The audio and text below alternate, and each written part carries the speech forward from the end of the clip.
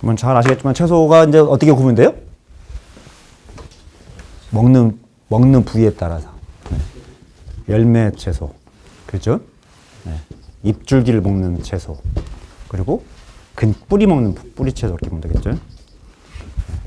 이 세 가지면 그냥 보통 짓죠? 꽃을 먹는 부분도 있긴 있는데, 네. 그게 많지는 않죠. 브로콜리하고 부추꽃이나 정도나 먹을 거고. 네. 근데 중국이나 일본은 호박꽃부터 해가지고 꽃을 다양하게 먹죠. 근데 우리나라는 브로콜리나 컬리플라워 정도나 꽃을 먹는 거고, 그 외에는 전부 열매나 잎줄기나 뿌리를 먹습니다. 네. 열매를 먹는 거에는 주로 뭐 디저트나 아니면 뭐 고추 같은 그냥 전형적인 그런 거가 될 거고요. 잎줄기 채소하고는 헷갈리는 게 네, 다다음 시간에 나올 마늘, 양파, 네, 감자, 구근 비대, 구근이라고 하면 얘들도 구근에 포함돼요. 네. 둥그런 모양의 뿌리라고 하니까 이제 구근에 포함되는데 이 두 분이 겹쳐 있는 부분이죠. 네. 뿌리 비대제 있죠. 뿌리 비대제. 네. 뿌리 밝은 제가 아니라 뿌리 비대제. 네. 뿌리를 비대할 목적으로 쓰는 것들. 네. 뿌리를 비대할 때 쓰는 자재를 실제적으로 쓰려면 뿌리 채소인 뭐 있어요? 무, 당근, 또요? 인삼, 연근? 연근은 줄기죠. 연근 사이사이 뿌리고요. 네. 인삼, 무, 도라지, 뭐 이거 약도 되고 뭐 채소도 됩니다만 이런 애들이 뿌리 채소고, 그럼 얘는 여기 안 들어갔죠? 고구마도 들어갔네요. 고구마도 뭐 이파리 먹기도 하고 뭐 뿌리 먹기도 합니다만 이파리는 잎줄기 채소라고 해야 되고 이파리 먹을 때는 이제 뿌리를 글쎄요 뭐 밥 대용으로 먹으니까 채소로 보기는 그런데 뭐 같이 반찬으로 만들어 먹고 근데 다 달아서 반찬으로 안 먹지는 합니다만 옥수수나 고구마, 감자처럼 부식으로 먹으면 채소가 아니라 식량작물 중에서 식량작물 포함이 되고 이 원예 쪽에서 채소는 양념해서 뭘 해먹는 것을 채소로 포함을 시키거든요. 근데 그 토마토 보면 우리가 생으로 먹잖아요. 네. 근데 외국에서는 토마토를 대부분 다 가공해서 요리해서 먹다 보니까 좀 애매모호한 그런 부분이 있는데 마늘, 양파, 감자는 줄기 채소죠. 네. 줄기가 번영된 부분입니다. 잎줄기가 번영된 부분. 네. 그래서 구근 중에 얘네들은 인경이고 얘는 괴경이죠. 그러니까 이 줄기 경자죠. 경자를 씁니다. 얘네들은 실제적인 뿌리가 얘네들이고 얘네들은 땅 속에 있지만 잎줄기 채소라고 보시면 됩니다. 그러니까 뿌리 비대다 하면 얘네들에 해당되는 거고 얘네들은 비대시키려면 뿌리 비대보다는 잎줄기, 이파리 크게 하는 질소질을 주면 더 비대가 잘 되겠죠. 네. 뿌리에 관련된 그거 줘서는 실제적인 비대 효과가 잘 안 나타나겠죠. 근데 뿌리 비대 좋게 하는 그런 자재를 주게 되면 비대력은 떨어지겠지만 저장력은 좋아질 거고요. 네. 고추. 중요한 작물이죠. 우리나라 김치를 먹다 보니까. 네. 근데 아까 소득 순위 20등 안에도 못 들어갑니다. 고추가. 네. 평당 소득으로는 300평당 소득으로는 소득 순위에서는 20등 안에도 못 들어가는데 우리 현장에서는 비중이 높은 작물이죠. 네. 저희처럼 파는 사람 입장에서는 돈 되는 작물이고 실제 농가들은 돈이 안 되는 거죠. 따지면 사 먹는 게 싸는 경우가 많아요. 들어간 자재 보면 종잣값 뭐 이것저것 들어간 자재 가지고 보면 원가 따져보면 사서 먹는 게 낫지 않을까 싶을 정도로 돈이 안 되는 작물이긴 하죠. 고추는 여러분 잘 아시죠? 가지과죠. 가지과 채소가 뭐가 있어요? 그 가지가 있으니까 가지가 있고 고추, 토마토, 감자 뭐 그런 것들이 되겠죠. 뭐 고추 중에 꽈리고추, 피망, 파프리카 그런 애들은 다 고추에 포함되니까 이런 애들이 가지과입니다. 근데 이제 가지는 일본에서 하고 중국에서는 중요 작물, 우리나라 고추보다 중요한 작물인데 우리는 가지보다는 고추가 더 중요한 작물이죠. 김치를 먹다 보니까. 고추 원산지는 어디로 알고 계세요? 남미 안데스 지역이죠. 거기는 나무죠. 다년생입니다. 근데 우리나라는 겨울이라는 기후가 있다 보니까 겨울에 다 얼어 죽죠. 근데 난방하는 하우스에 키우면 나무처럼 계속 자랄 수가 있죠. 네. 근데 그러다 보니까 어떻게 될까요? 고온성 작물이죠. 네. 내가 생육기간이 길다 보니까 자재가 그만큼 많이 들어가는 거죠. 네. 여러분 또 많이 쓰이죠. 네, 기본적으로. 네. 지금 이제 12월 진짜 고추씨가 움직이기 시작합니다. 벌써 주문이 들어와요. 1월 한 달 동안 종자 주문. 2월 1일부터 파종. 2월 초에 주로 파종합니다. 2월 초에. 지금 촉성 고추는 들어가 있고요. 예. 그리고 반촉성 고추가 지금 파종 들어가 있습니다. 일반 우리가 하는 건 이게 조숙재배죠. 조숙재배. 조숙재배가 뭐예요? 조금 당겨서 심는 거죠. 노지재배보다 당겨서. 그러니까 육묘만 보온하는 거죠. 여러분들 촉성 기본적으로 아시겠죠? 촉성, 반촉성, 보통 재배, 그다음에 억제. 크게 이렇게 나누죠.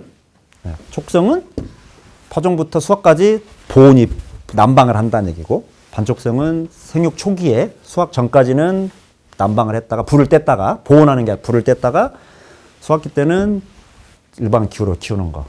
보통은 육묘부터 수확까지 일반 보온을 안 하는 거, 난방 안 하는 거. 억제는 초기에는 일반적으로 키웠다가 수확 무렵에 난방을 해주는, 불을 떼는 겁니다. 불을 떼주는 거. 네, 보온은 해당이 안 되고요. 그런 작품이죠. 근데 이 어중간한 위치에 있는 것이 조숙재배죠. 네. 육모 기간만 약간 보내주는 거. 그래서 한 2달 정도 보내주고 그 이후는 이제 다 환기시키면서 일반 조건으로 맞춰주죠. 네. 그래서 2월 달에 파종해서 4월 말경에 심는 것이 노지 조숙 재배고, 터널 재배는 한 4월 10일경에 일찍 좀 심죠. 네. 노지보다는 한 열흘 정도, 열일에서 20일 정도 땡겨서 심는 게 있는데, 텐널이죠, 텐널. 네, 우리 이제 일본식으로 발음으로 그냥 터널 하고 있는데, 터널 재배, 조숙 재배. 예전에 저 회사 다닐 때는 5월 1일 근로자의 날 쉬는 날이 고추 심는 날이었고, 그 전에는 대학 시절에는 5월 5일 어린이날이 고추 심는 날이었거든요. 온난화되다 보니까 계속 땡겨집니다. 그래서 지금은 보통 4월 20일 되면 저희 정읍지역도 다 거의 고추 끝나버려요. 네. 그럼 지금쯤 뭐예요? 주문하기 위해서 이제 농가들은 어떤 종자가 좋은지 이제 카다로그 보면서 하고 있겠죠. 네. 지금은 어떻게 보면 복합 내병계, 처음에 나왔던 게 PR 역병 저항성 나왔다가 이제 AR로 탄저병 저항성 나왔다가 그 다음에 칼라병 저항성. 네. 어떻게 칼라병 저항성 어떻게 하죠? TR? TS. 네. 같이 이제 되는 복합 내병계 품종들이 주를 이루고 있습니다. 네. 근데 제가 팔아보면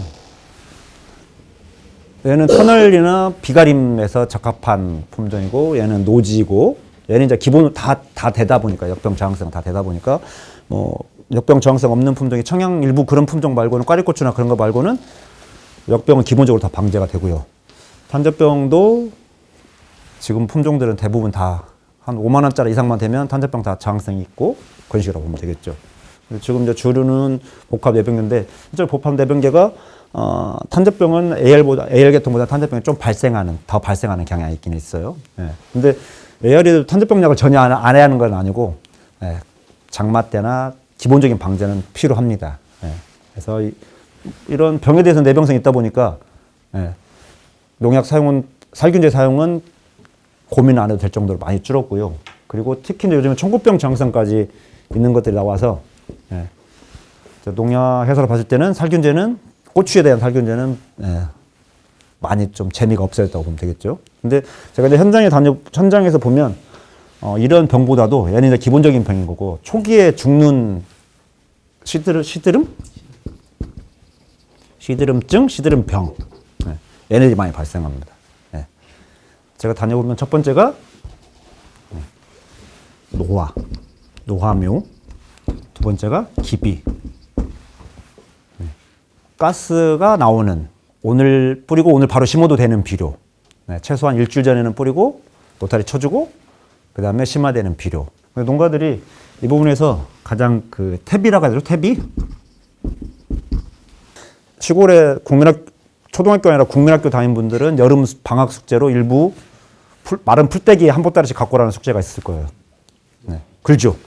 여름 숙제 해보신 분 그거. 마른 풀 한 보따리, 여름 숙제 곤충채지 그런 거 말고 마른 풀을 한 보따리 갖고 개학할 때 갖고 갔던 분 계세요? 안 계세요? 네.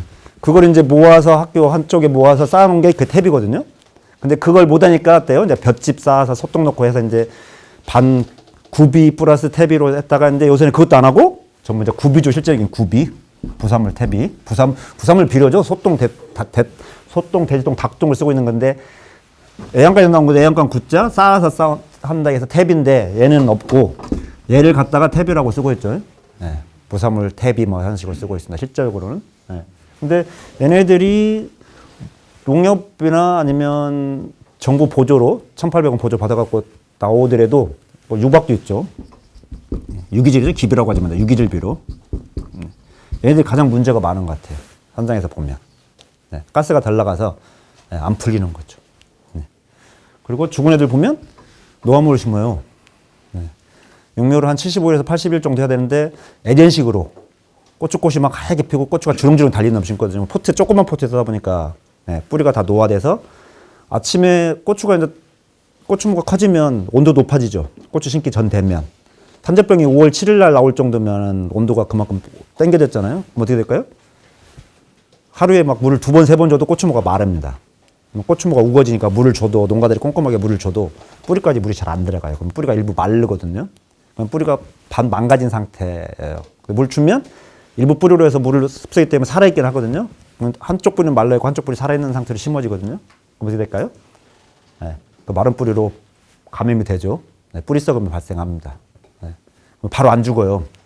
일부 물은 살아있는 뿌리로 먹고 일부 죽고 그러겠죠. 시간이 경과되면 이제 결국엔 죽습니다. 풋고추 막 주렁주렁 달린 상태에서 죽어요.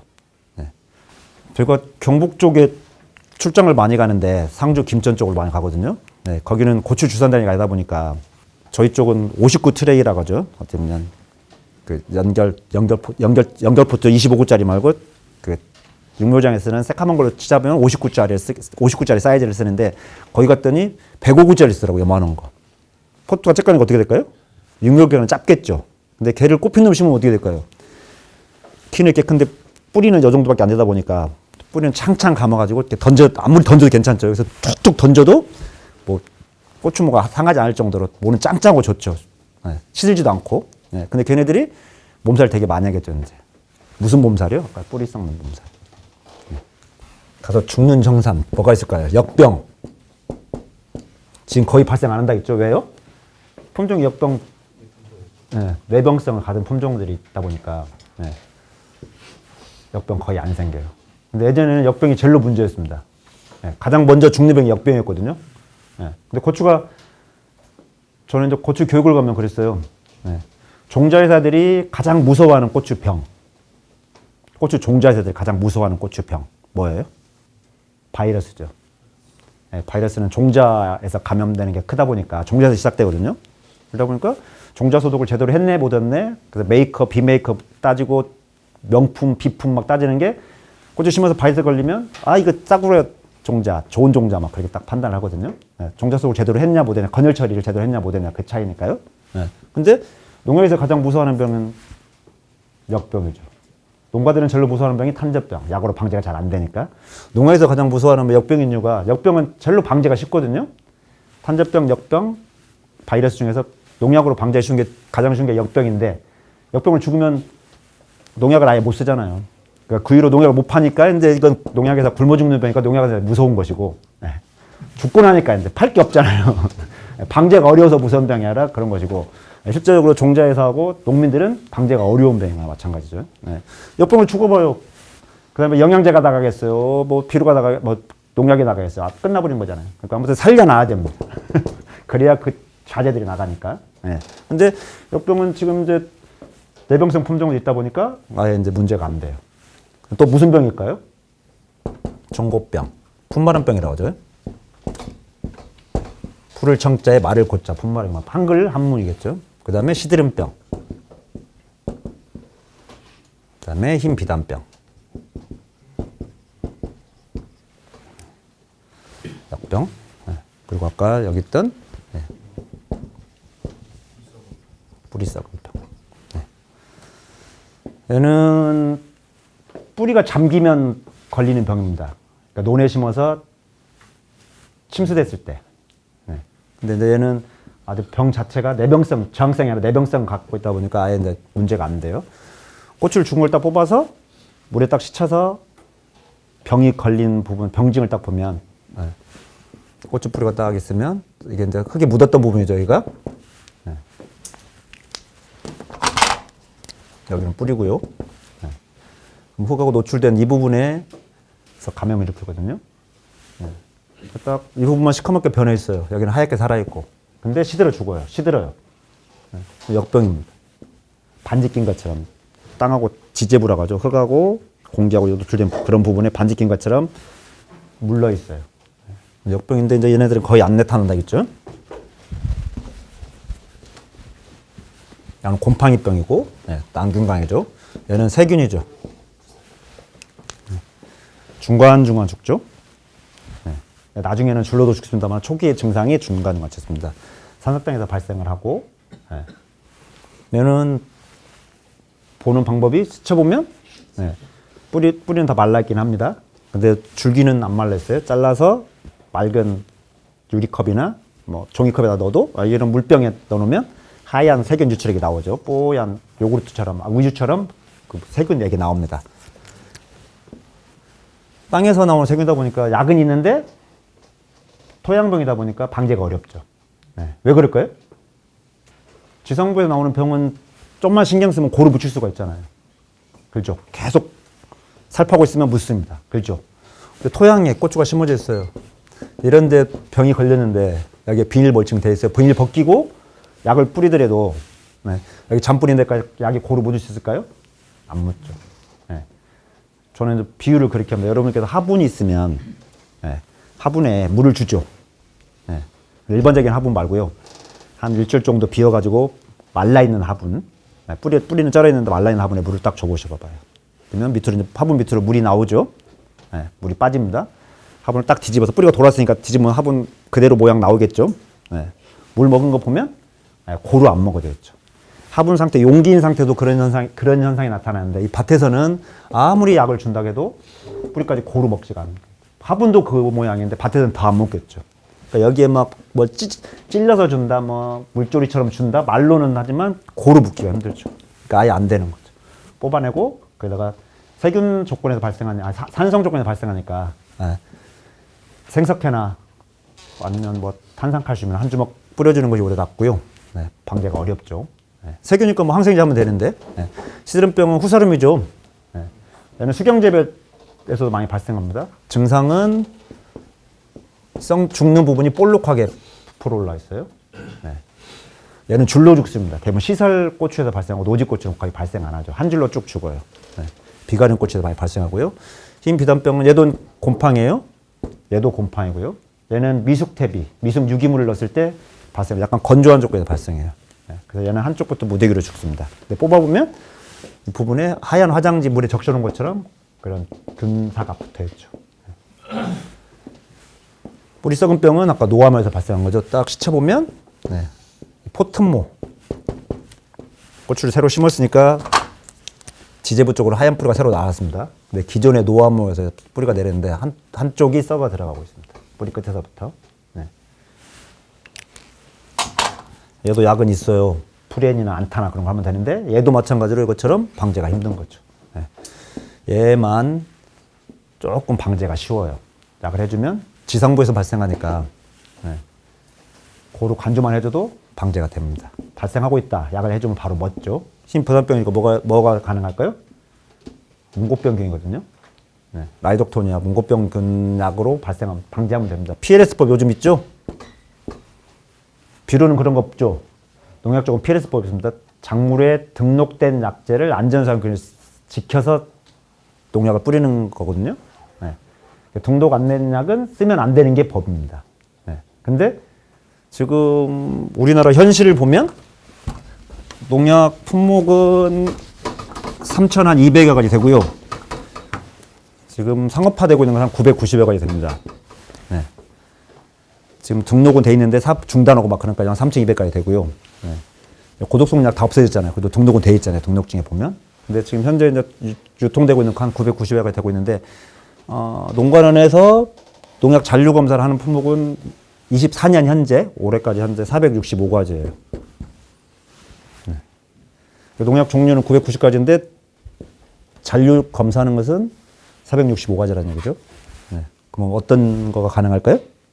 농약은 뿌리고 무농약 인증을 받을 수가 있는 거죠. 잔류 면제 품목이라고 했죠. 잔류 면제 품목. 이제 무기농약, 동황 그런 걸 유황이나 굴이나 그런 걸 만든 무기농약하고 미생물 농약 그런 것들은 당연히 미검출 농약이고 그랬는데 일반 화학농약이면서도 이것만 검사되다 보니까 컴퓨터가 지금 농관원에 이런 얘기도 되는가 모르겠지만 농관원에 입력된 컴퓨터가 이것만 딱 집어내는 거예요. 나머지는 안 집어내다 보니까 그걸 피해서 쓰면 되죠. 법은 법이니까 지켜야죠. 네, 그래서 고추가 됐건 오이가 됐건 그런 작물에 등록된 농약만 사용해야 됩니다. 근데 지금 농약회사가 저도 헷갈릴 정도로 많아요. 저 회사 다닐 때 12개였거든요. 지금 한 60개 되는 것 같아요. 가지고 제품 보면 이런 회사도 있었나? 그리고 또 제품명을 봐도 모르겠고요. 근데 다행히 품목명이 있어요. 비료는 성분표 공개 안 하죠. 잘. 미량요소 비료를 하면서 뭐 붕소 마그네슘 아니면 붕소 뭐 0.05% 뭐 실제적인 그 아미노산이 뭔지 뭐 그런 것은 표기 안 하잖아요. 근데 농약은 법이 비료보다는 농약은 관리법이죠.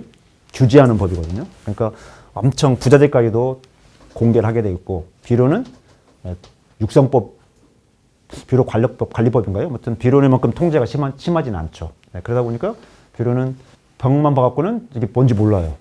제가 봤을 때. 근데 농약은 그냥 제가 처음 본 농약이더라도 딱 제품을 보면 하고 바로 추측할 수 있는데 비료는 전혀 모르겠어요. 회사 직원 통하지 않고는 전혀 모르겠고 회사 다닐 때는 뚜껑 열어봐서 대충 무슨 냄새가 나는 것까지는 봤었는데 시료를 잘 안 주다 보니까 잘 열어보지도 못하겠고 어쨌든 등록된 작물에 사용하게끔 법규가 되어 있으니까 그것만 준수해서 지키면 될 것 같습니다. 근데 제가 요즘 변화 아닌 변화를 보는 게 뭐냐면 터널 재배라고 하죠. 터널 재배. 네. 예전에 터널 재배를 많이 했었어요. 네. 근데 지금 거의 저희 쪽은 없어졌거든요. 지금 터널 재배를 많이 하는 지역이 해남이라든가 그 다음에 신안, 전라도 쪽 보면 그리고 이제 고창 일부 지역 서산 쪽에서 좀 많이 하는 걸 알고 있거든요. 근데 경북 그쪽에서는 노지가 많죠. 우리나라 고추를 가장 많이 하고 있다는 안동, 근교 4개 시군에 보면 대부분 이제 산을 이용한 노지 재배를 많이 할 겁니다. 예. 근데 터널 재배를 했다가 안 한 이유가 이렇게 두 줄로 심었어요. 딱 여러분 두 분씩 앉아 계시잖아요.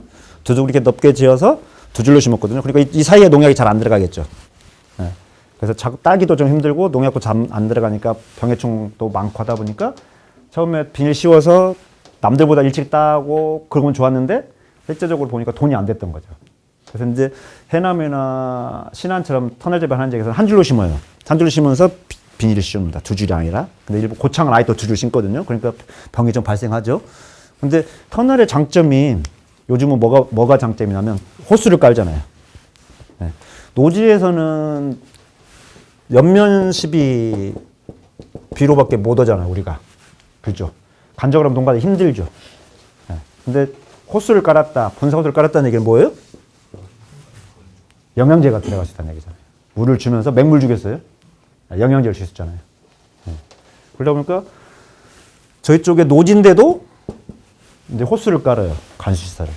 그러다 보니까 어떤 변화가 있냐면 적게 심어도 가물 때 물을 줄 수 있다 보니까 낙과가 적어서 수확량이 많아지고 과도 크기도 더 크고 맹물 주느니 싼 영양제로 줄 수 있거든요. 그래서 비배 관리가 가능하다 보니까 수확량이 엄청 높은 거죠. 그래서 고추 한 주 갖고 몇 근 따요. 일반적으로 평균. 우리 경북에 계신 분들 평당 10주 심다 그러면 한 평에 몇 근 따요?